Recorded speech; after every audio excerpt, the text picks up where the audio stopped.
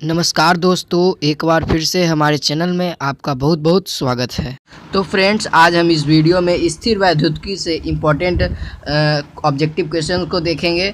तो ये हमारा पैरामेडिकल के ये चैप्टर भी बहुत ज़्यादा इम्पोर्टेंट होने वाला है, तो ये वीडियो आपके लिए बहुत इम्पोर्टेंट है। तो वीडियो को जल्दी से स्टार्ट करते हैं और आप लोग वीडियो को लाइक शेयर ज़रूर कर दीजिएगा। और हमारा सेकेंड टेस्ट होने वाला है जिसमें बहुत ज़्यादा से ज़्यादा बच्चे जुड़े, इसलिए आप हमारे टेस्ट सीरीज़ में ज़रूर आइएगा। तो उससे पहले ही टेस्ट सीरीज होने से पहले ही लाइव का ऑप्शन दे देता हूं मैं चैनल पे, तो उससे आप लोग जुड़ जाइएगा, नोटिफिकेशन ऑन कर लीजिएगा कि जब भी टेस्ट स्टार्ट हो तो आपके मोबाइल पर नोटिफिकेशन आ जाए। तो चलिए इस वीडियो को स्टार्ट करते हैं। स्थिर वैद्युतिकी से इंपॉर्टेंट ऑब्जेक्टिव क्वेश्चन को देखते हैं।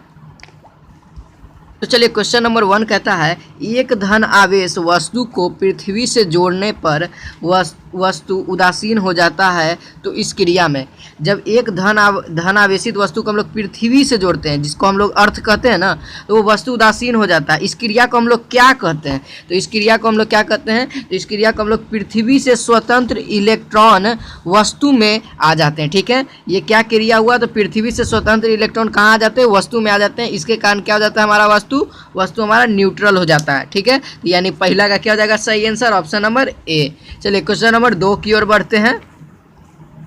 तो क्वेश्चन नंबर 2 बहुत ही इंपॉर्टेंट होने वाला है आपके पैरामेडिकल एग्जाम के लिए।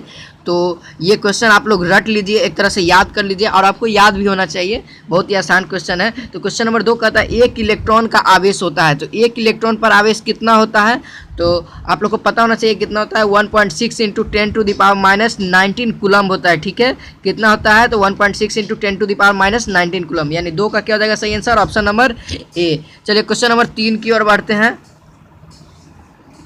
क्वेश्चन नंबर 3 की ओर बढ़ने से पहले हम लोग जब इलेक्ट्रॉन के बारे में बात की, तो इलेक्ट्रॉन के पूरे खानदान के बारे में, उसके बारे में जान लेते हैं। तो इलेक्ट्रॉन के खोजकर्ता कौन थे? तो उनके खोजकर्ता थे जे टॉमसन। ठीक है, ये कब खोज किए थे? तो 1858 ईस्वी में किए थे। और इसका द्रव्यमान कितना होता है? अभी हमने चार्ज तो जान लिया, अब द्रव्यमान भी जान लेते हैं। तो द्रव्यमान होता है 9.1 × 10⁻31 kg होता है। ठीक है, ये kg में होता है, एसआई मात्रक में। जब AMU में पूछ दे, AMU में भी पूछ देता है कभी कभी, तो ये आपके लिए ये भी इंपॉर्टेंट होने वाला है। तो AMU में इलेक्ट्रॉन का द्रव्यमान कितना होता है? 0.0005 AMU होता है। ठीक है, और इसका प्रतीक क्या होता है? तो आपको ऑब्जेक्टिव में पूछ सकता है कि इलेक्ट्रॉन का प्रतीक क्या है, और ये ऑप्शन में रहे तो आप इसे टिक कर सकते हैं। तो चलिए अब क्वेश्चन नंबर 3 की ओर बढ़ते हैं।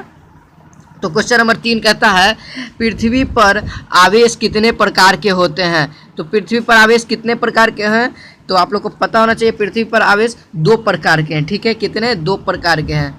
ऐसे 3 प्रकार के भी होने चाहिए, लेकिन मेनली रूप से 2 प्रकार के कहे जाते हैं पृथ्वी पर, एक धन आवेश, एक ऋण आवेश। ऐसे फिजिक्स के अनुसार तीन प्रकार के होते हैं, धन आवेश, ऋण आवेश और एक उदासीन होता है। ठीक है, तो यानी तीन का राइट आंसर क्या हो जाएगा? ऑप्शन नंबर ए, 2 प्रकार के होते हैं पृथ्वी के अनुसार। चलिए क्वेश्चन नंबर 4 की ओर बढ़ते हैं।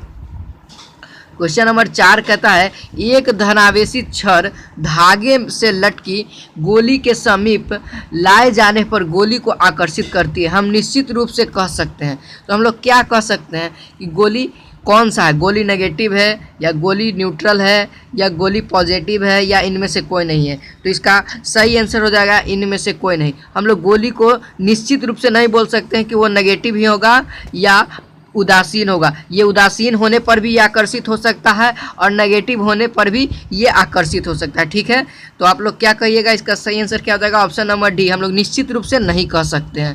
तो 4 का क्या हो गया? Option number D. चलिए क्वेश्चन नंबर 5 की ओर बढ़ते हैं। तो क्वेश्चन नंबर 5 कहता है, आवेशन की क्रिया में स्थानांतरण होता है। जब आवेशन होता है, चार्ज एक जगह से दूसरी जगह जाता है, तो उसमें किस चीज़ का स्थानांतरण होता है? तो उसमें इलेक्ट्रॉन का स्थानांतरण होता है। किसका? इलेक्ट्रॉन का। यानी 5 का क्या हो जाएगा? सही answer option number A, electron का होता है। चलिए क्वेश्चन नंबर 6 की ओर बढ़ते हैं। तो क्वेश्चन नंबर 6 कहता है, वीडियो को लाइक करना ना भूलें। क्वेश्चन नंबर 6 कहता है, किसी अचालक में प्रेरण होता है। किसी अचालक में किस विधि के कारण प्रेरण होता है? तो आवेशित नहीं कर पाते, अचालक कभी भी आवेशित नहीं हो पाता है। यानी 6 का क्या हो जाएगा? सही आंसर ऑप्शन नंबर बी। चलिए क्वेश्चन नंबर 7 की ओर बढ़ते हैं, और वीडियो को शेयर करना ना भूलें। क्वेश्चन नंबर 7 कहता है, धातुओं में विद्युत चालन होता है। तो धातुओं में विद्युत चालन किसके कारण होता है? तो मुक्त इलेक्ट्रॉन के कारण होता है। मैंने बताया अभी पिछले क्वेश्चन में कि आवेश किसके कारण होता है? अवयस्क का स्थानांतरण किसके कारण? तो इलेक्ट्रॉन के कारण होता है। तो विद्युत का चालन किसके कारण होगा? तो मुक्त इलेक्ट्रॉन के कारण ही। यानी 7 का क्या हो जाएगा सही आंसर? Option number B. चलिए क्वेश्चन नंबर 8 की ओर बढ़ते हैं।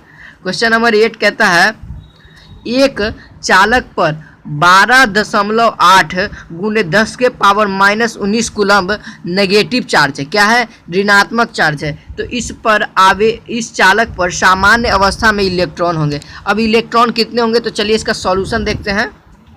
तो देखिए इसका हम लोग कौन सा फॉर्मूला जानेंगे? Q बराबर एनी। आवेश का जो फॉर्मूला था, आवेश का संरक्षण सिद्धांत का जो फॉर्मूला होता है क्वांटमीकरण, इससे हम लोग जानेंगे। ठीक है, आवेश का क्वांटमीकरण के फॉर्मूले से Q बराबर एनी होता है। तो N बराबर हम लोग क्या कर सकते हैं? Q/E। बस E का मान हम लोग जानते हैं। E का मान क्या होता है? एक इलेक्ट्रॉन का आवेश, जो कि हमने अभी पिछले क्वेश्चन में देखा था, और हमारा दिया हुआ है Q का मान दिया हुआ है। बस इससे कैलकुलेशन खत्म हो गया। और 1.6 से 12.6 कटा कितना बार? 8 बार। तो यानी क्या हो जाएगा सही आंसर? Option number D. 8 का क्या हो गया? Option number D. चलिए क्वेश्चन नंबर 9 की ओर बढ़ते हैं। तो क्वेश्चन नंबर 9 भी उसी टाइप से, एकदम सेम टू सेम इसी टाइप से क्वेश्चन है। और ये सब क्वेश्चन न्यूमेरिकल क्वेश्चन आपके लिए बहुत ही इंपॉर्टेंट होने वाले हैं और बहुत ही आसान तरीके से बताया गया। देखिए एक चालक पर 11.2 गुने 10 के पावर -19 कूलम्ब अब की क्या है? पॉजिटिव है। ठीक है, तो इस चालक पर सामान्य अवस्था में इलेक्ट्रॉन होंगे। तो इसमें कितने इलेक्ट्रॉन होंगे? तो चलिए इसका भी सॉल्यूशन देखते हैं। बस सेम टू सेम वही फॉर्मूला लगेगा। ठीक है, बस अब की बार डिवाइड में चेंज हो जाएगा। ठीक है, यहाँ से कटेगा तो कितना आ जाएगा? 7 हो जाएगा। अब की उस बार धनात्मक था, तो इसमें क्या हो जाएगा? 7 इलेक्ट्रॉन कमेंगे। ठीक है, क्या होगा? धनात्मक होगा तो इलेक्ट्रॉन को कमेंगे, 7 इलेक्ट्रॉन कम होगा। और उसमें क्या होगा? ज़्यादा हो जाएगा। 8 इलेक्ट्रॉन उस क्वेश्चन में क्या थे? ज़्यादा हो जाते हैं। तो इसका क्या हो जाएगा सही आंसर? ऑप्शन नंबर ए, 9 का। चलिए क्वेश्चन नंबर 10 की ओर बढ़ते हैं। तो क्वेश्चन नंबर 10 कहता है एक तत्व के परमाणु की कक्षा में 8 इलेक्ट्रॉन हैं। इस परमाणु की नाभिक में प्रोटॉन होंगे। तो आप लोग को एक फार्मूला देता हूँ। पेज बराबर एक फार्मूला होता है जिसमें P से होता है प्रोटॉन, E से होता है इलेक्ट्रॉन और Z से होता है परमाणु संख्या। ये तीनों क्या होते हैं? आपस में बराबर होते हैं। जितने इलेक्ट्रॉन, जितने प्रोटॉन, जितने परमाणु संख्या उतने बराबर हो जाएंगे। तो इसका क्या हो जाएगा राइट आंसर? इलेक्ट्रॉन कितने हैं? 8 है, तो प्रोटॉन भी कितने हो जाएंगे? 8 हो जाएंगे। यानी 10 का क्या हो जाएगा सही answer? Option number A. Trick याद रखिएगा, पेज। चलिए क्वेश्चन नंबर 11 की ओर बढ़ते। क्वेश्चन नंबर 11 कहता है एक तत्व के परमाणु के नाभिक में 11 प्रोटॉन तथा 12 न्यूट्रॉन है। तो इनकी कक्षा में इलेक्ट्रॉन की संख्या, प्रोटॉन तो हमको दे दिया है, तो पेज बराबर फार्मूला से, ट्रिक से हम लोग जान सकते हैं इलेक्ट्रॉन की संख्या कितनी हो जाएगी। तो इलेक्ट्रॉन की संख्या कितनी हो जाएगी? 11 हो जाएगी। यानी 11 का क्या हो जाएगा सही आंसर? Option number A. चलिए क्वेश्चन नंबर 12 की ओर बढ़ते हैं। क्वेश्चन नंबर 12 कहता है एक प्रोटॉन, वीडियो थोड़ा सा लंबा हो जाएगा, आप थोड़ा सा कॉपरेट करिए हम लोग के साथ। बहुत ही अच्छा क्वेश्चंस का वीडियो का सीरीज है। एक प्रोटॉन तथा एक इलेक्ट्रॉन को एक दूसरे के समीप लाने पर उनकी स्थिति ऊर्जा हो जाएगी। उनकी स्थिति ऊर्जा क्या हो जाती है? जब प्रोटॉन और इलेक्ट्रॉन को एक जगह पे लाते हैं तब क्या होता है? तो इनमें होता है घट जाती है। स्थिति ऊर्जा क्या हो जाती है? घट जाती है। याद करिए क्या हो जाएगा? घट जाती है। क्वेश्चन को याद करते चलिए, बार बार वीडियो को देखिए, आपको दिमाग में हिल जाएगा ये सब क्वेश्चन।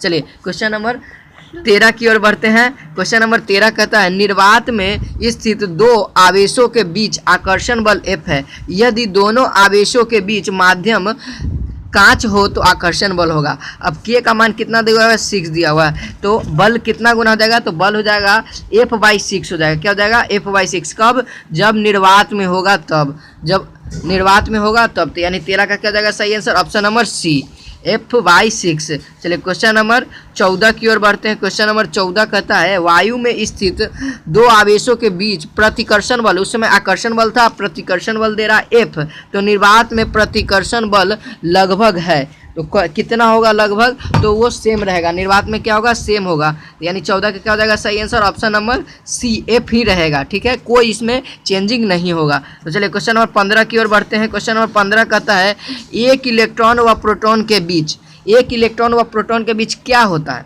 ठीक है, ऑप्शन के अनुसार। तो इसका सही आंसर जाएगा स्थिर विद्युत बल गुरुत्वाकर्षण बल की अपेक्षा अधिक प्रबल होता है। ठीक है, क्या होता है इसमें?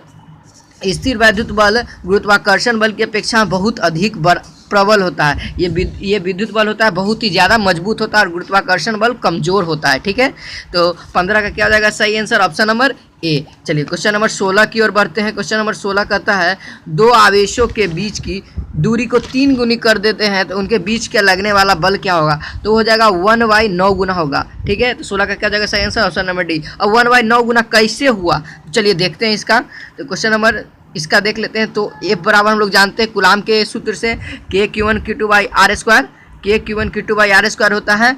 तो r की जगह पे हमको क्या रखना है? 3r रखना है। तो 3r रख दिए। अब इसके जगह पे क्या हो जाएगा? 3 का स्क्वायर 9 हो जाएगा, r का स्क्वायर वही हो जाएगा। अब K Q1 Q2 हो गया। तो अब इसके जगह पे हम लोग क्या लिख सकते हैं? F लिख सकते हैं। तो F लिख दिया तो कितना गुना हो गया? 1/9 गुना, यानी आंसर क्या आ जाएगा हमारा? Option number D. ठीक है, आप लोग को समझ में आ गया। चलिए क्वेश्चन नंबर 17 की ओर बढ़ते हैं। क्वेश्चन नंबर 17 बहुत ही इंपॉर्टेंट है। तो क्वेश्चन नंबर 17 कहता है एक एन प्रकार का अर्धचालक है। तो एक एन प्रकार का अर्धचालक क्या होता है? तो वो नेगेटिव होता है। ठीक है, और पी प्रकार का क्या होता है? पॉजिटिव होता है। ठीक है, आप लोग याद करते रहिएगा। एन प्रकार का क्या होता है? नेगेटिव होता है, यानी 17 का क्या जाएगा सही आंसर? Option number A. चलिए क्वेश्चन नंबर 18 की ओर बढ़ते हैं। क्वेश्चन नंबर 18 कहता है सिलिकॉन है। सिलिकॉन क्या है? तो सिलिकॉन हमने ये क्वेश्चन टेस्ट में भी दिया था, बहुत ही इंपॉर्टेंट क्वेश्चन है।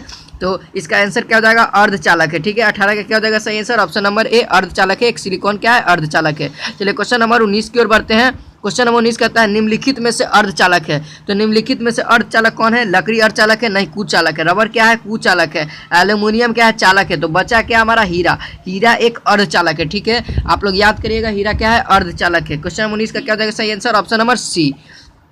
चलिए क्वेश्चन नंबर 20 की ओर बढ़ते। क्वेश्चन नंबर 20 कहता है अर्धचालक का तापक्रम होता है। बहुत ही इंपॉर्टेंट क्वेश्चन है। अर्धचालक का तापक्रम क्या होता है? तो इसका होता है 0 केल्विन से अधिक होगा तो वो अर्धचालक के जैसा काम करेगा। ठीक है, क्या होगा? 0 केल्विन से अधिक रहेगा तो वो अर्धचालक की तरह व्यवहार करेगा, तो यानी और 0 केल्विन से कम रहेगा तो वो कुचालक की तरह व्यवहार करेगा। यानी 20 का क्या हो जाएगा सही आंसर? Option number B. चलिए क्वेश्चन नंबर 21 की ओर बढ़ते हैं। क्वेश्चन नंबर 21 कहता है के नियतांक का मान होगा। कूलाम के नियम में के नियतांक का मान कितना होता है? तो के नियतांक का मान होता है 9 × 10⁻9 न्यूटन मीटर स्क्वायर प्रति कूलम स्क्वायर। ठीक है, इसका क्या हो जाएगा सही आंसर? ऑप्शन नंबर ए हो जाएगा 21 का। चलिए क्वेश्चन नंबर 22 की ओर बढ़ते हैं। क्वेश्चन नंबर 22 कहता है धारिता का एसआई मात्रक होता है। धारिता का एसआई मात्रक क्या होता है? तो धारिता का एसआई मात्रक फेराड होता है। ठीक है, आप लोग को पता होना चाहिए क्या होता है? फेराड होता है। ये 12th क्लास के लिए भी इंपॉर्टेंट होने वाला है। और वीडियो में आप लोग शेयर जरूर करिएगा, शेयर करना नहीं भूलिएगा। आप लोग वीडियो को शेयर नहीं करते, आप लोग शेयर करिए तभी तो मजा आएगा। चलिए क्वेश्चन नंबर 23 की ओर बढ़ते हैं। क्वेश्चन नंबर 23 और इस वीडियो का लास्ट है। 1 फैराड बराबर होता है। 1 फैराड कितने के बराबर होता है? तो आप लोग को पता होना चाहिए। तो 1 कूलम बाई 1 वोल्ट के बराबर होता है 1 फैराड। ठीक है, तो क्या हो जाएगा? ऑप्शन नंबर 23 का सही आंसर हो जाएगा ऑप्शन नंबर ए। तो चलिए आज के वीडियो में बस इतना ही रखते हैं। अब अगले वीडियो में मिलते हैं। जय हिंद, जय भारत।